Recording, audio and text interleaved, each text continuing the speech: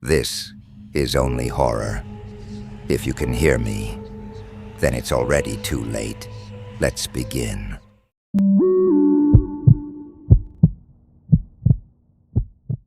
The upstairs bedroom wasn't in the listing. The bedroom at the end of the upstairs hall was not in the listing, and I only found it because the hallway was longer at night. I know how that sounds. If I had read that sentence from someone else, I would have assumed they were exaggerating. But I was alone in that rental for 4 nights, and by the second night I was counting my own steps upstairs because I could not shake the feeling that the house was changing after dark. I booked it because I needed somewhere quiet to finish reports for work. Hotels were expensive that week, and the listing made the place look plain and forgettable. 2-story house, small town, white walls, old hardwood floors, 1 upstairs bedroom, 1 bathroom, and a downstairs office. Cheap for the area. That should have made me suspicious. The host's name was Dana. She was polite, fast to reply, and vague in the way a lot of rental hosts are. The check-in instructions were simple. Park in the driveway, use the keypad, keep the upstairs windows locked. Do not use the attic pull cord in the hall closet. That last line stood out because there were no photos of a hall closet. When I got there, the house looked exactly like the listing from the front. White siding, black shutters, narrow porch, 2 dead plants in matching pots.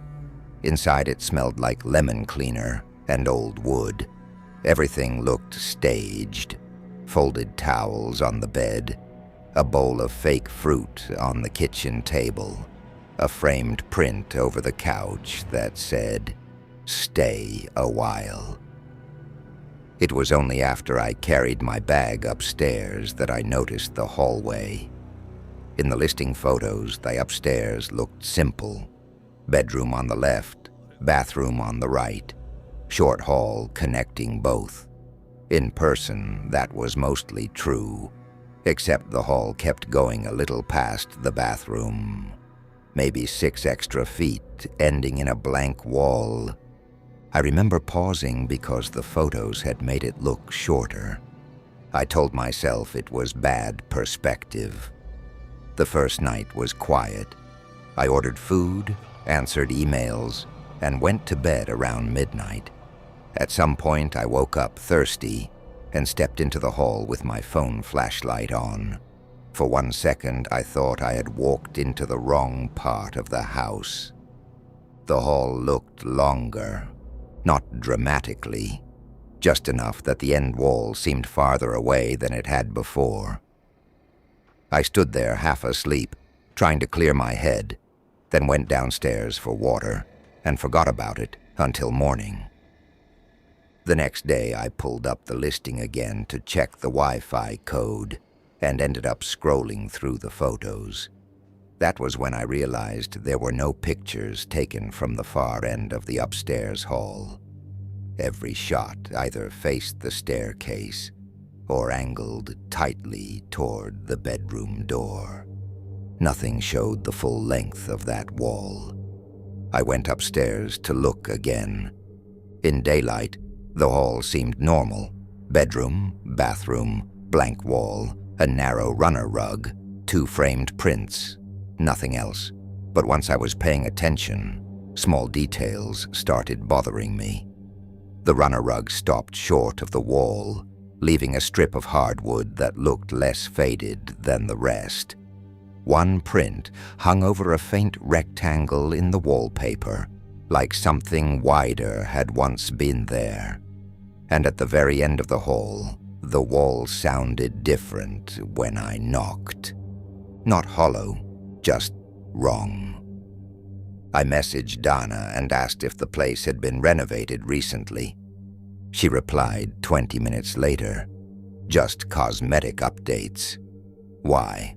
I told her the upstairs layout seemed different from the photos.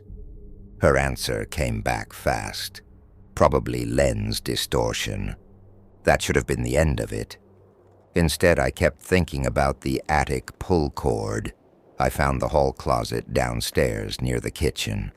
Inside were cleaning supplies, extra paper towels, a vacuum, and above all that, a folded wooden ladder set into the ceiling with a white cord hanging down. The cord had been looped twice around a hook on the wall, like someone wanted to make sure nobody tugged it by accident.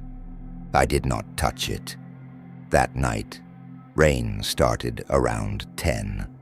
I was upstairs in bed finishing a report when I heard a soft bump somewhere beyond the bedroom wall.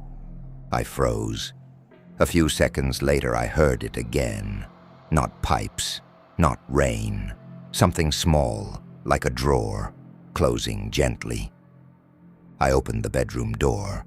The upstairs was dark, except for the bathroom nightlight I had left on. The hall stretched out in that weak amber glow, and this time it was obvious.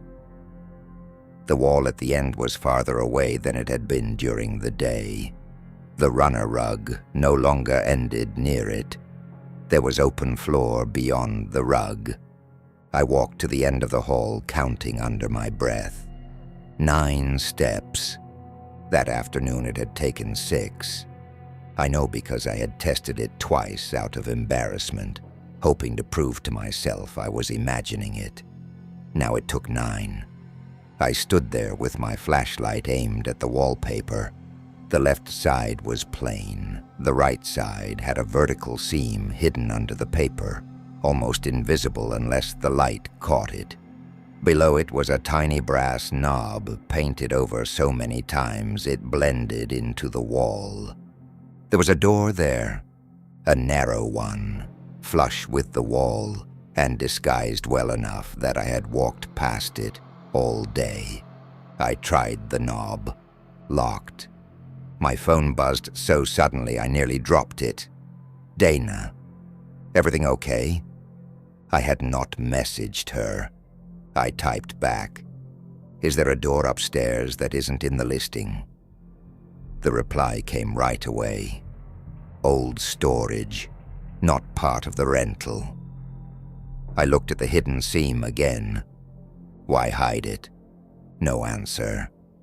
I went back into the bedroom and sat on the edge of the bed, telling myself not to be stupid. Old houses had weird storage spaces. Concealed doors were unusual, but not impossible. Then I heard someone cough on the other side of the wall. It was not loud. It was the brief, ordinary cough of a person trying not to be heard. I did not sleep that night. At 7 the next morning, I packed my laptop and keys and decided I was leaving after coffee. Before I left, I wanted proof that I had not imagined the hidden door. When I went downstairs, there was a small ceramic dish on the counter beside the microwave.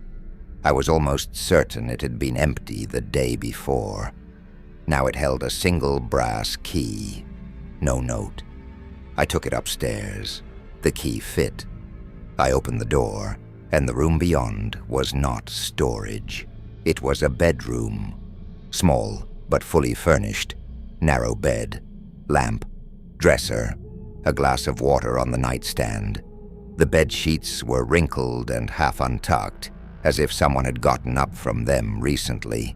A gray sweatshirt hung over the chair. A phone charger was plugged into the wall. A toothbrush sat in a cup by a small sink. A pair of men's boots were lined up near the bed. I did not step inside at first. I just stood there and felt every normal explanation collapse. Then I saw the vent. It was low in the wall facing the hall side, larger than a normal vent cover and placed too deliberately. When I crouched, I could see through the slats into the upstairs hallway. Not much, Just enough. Enough to watch the bedroom door open. Enough to see someone go to the bathroom. Enough to know when a guest was asleep. I backed into the hall.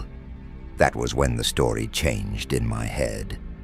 Until then, I had been thinking hidden room, weird owner, invasion of privacy.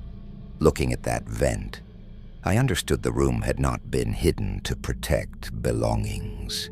It had been hidden so someone could stay there without being part of the house. I shut the door, locked it, grabbed my bag, and went downstairs.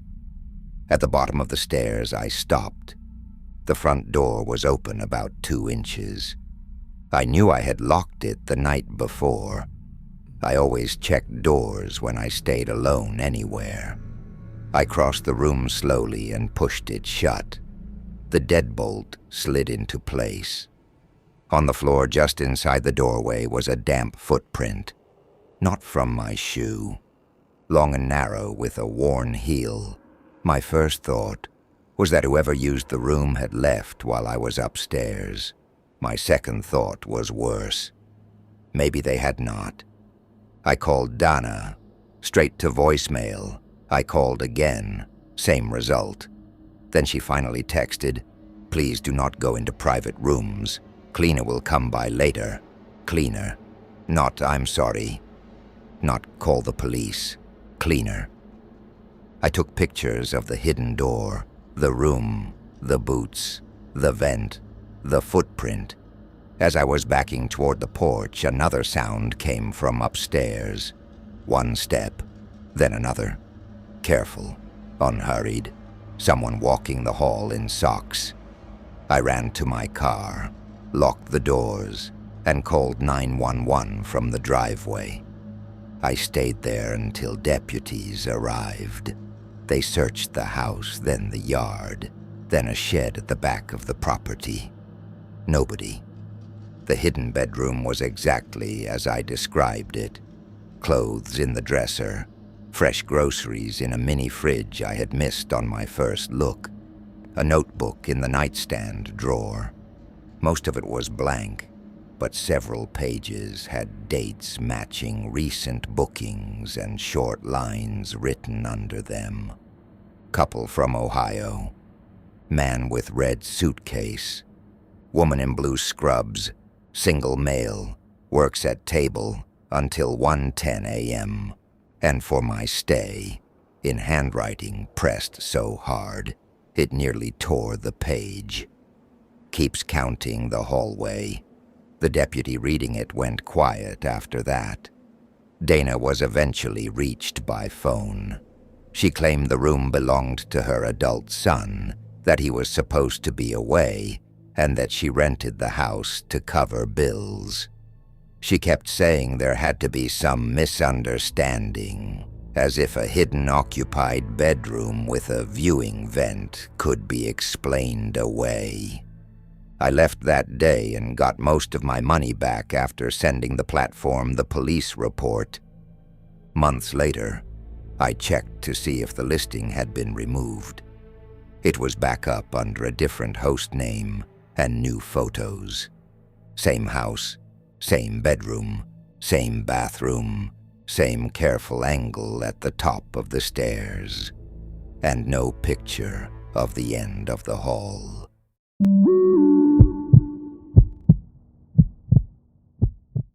If you enjoyed tonight's story, drop a comment and tell me where you're listening from.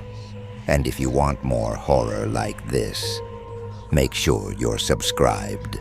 New stories are coming soon. Until next time, keep the lights on.